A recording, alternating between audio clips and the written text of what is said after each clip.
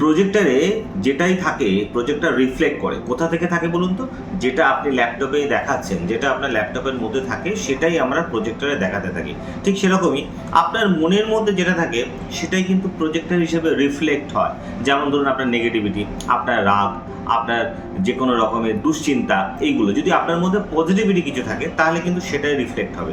তাই সব সময় যেটা করবেন, আপনার মনটাকে সব সময় একটু ক্লিন রাখার চেষ্টা করুন, হিল করুন।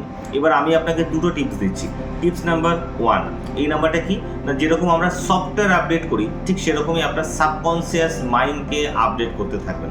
যদি বলেন কি করে, তাহলে আমি এই চ্যানেলে অনেকগুলো ভিডিও প্রকাশ করেছি, আপনি ওই ভিডিওগুলোকে একটু দেখতে থাকুন। নাম্বার 2, আপনি যখনই যেটা করবেন আপনি খুব কনসেন্ট্রেশনের সঙ্গে সেই কাজটা করুন। সেটা 1 মিনিট হতে পারে, 2 মিনিট হতে পারে। আপনি সারাদিনে যে কোনো কাজ 1 মিনিট 2 মিনিট খুব মন দিয়ে কনসেন্ট্রেশনের সাথে করুন। সেই সময় যেন অন্য কোনো চিন্তা না আসে। নিজে ভালো থাকুন, অন্যকে ভালো রাখুন। নমস্কার।